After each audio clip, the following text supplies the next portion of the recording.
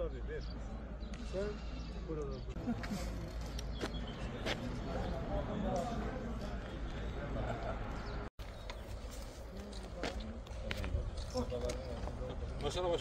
Değerli basın emekçileri, öncelikle sizlere teşekkür ediyoruz. Hepiniz hoş geldiniz. Bugün burada Diyarbakır, Batman, Şırnak, Mardin ve ilçe olarak da Cizre, Kızıltepe, Nusaybin, Oda ve Borsa Başkan ve yöneticileri olarak buradayız. Burada toplanmamızın temel nedeni hepinizin çok iyi bildiği Türkiye'de hem Türkiye içerisinde hem de Suriye'de yeni bir süreç başladı. Ve biz odalar olarak bu süreci desteklediğimizi dönem dönem beraber, dönem dönem de tek başımıza yaptığımız açıklamalarla ifade ettik. Tabii hep şunu da ifade ettik ki böyle süreçlerin başarıya ulaşabilmesi için iki şey çok önemli. Birincisi karşılıklı güven artırıcı adımların atılması gerekli. Bu hem Türkiye için hem Suriye'deki yeni oluşan süreçle ilgili. Diğer bir önemli konu da bu sürece toplumsal destek sağlamak.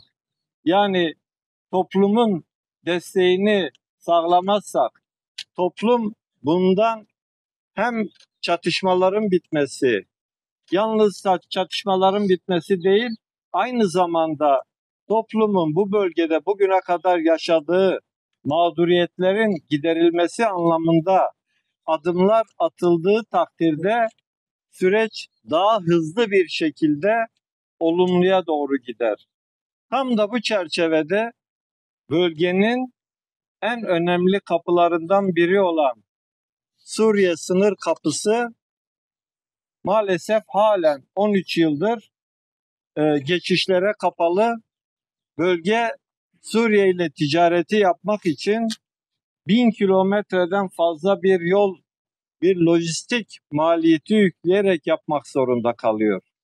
İşte toplumsal desteğin sağlanması ve karşılıklı güven artırıcı adımların oluşabilmesi için Suriye kapısının acilen ivedilikle açılması ve bölge iş insanlarının, bölge halkının bundan bir şekilde karşıdaki kardeşlerimizle ticaret ilişkilerinin, dostluk ilişkilerinin yeniden kurulmasının sağlanması bu anlamda çok çok önemli.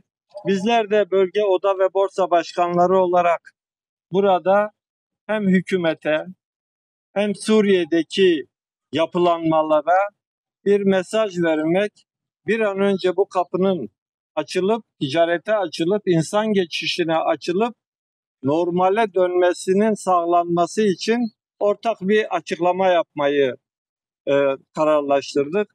Bölgemizde bulunan oda ve borsa olarak Nusaybin sınır kapısının açılması için bir araya gelmiş bulunmaktayız.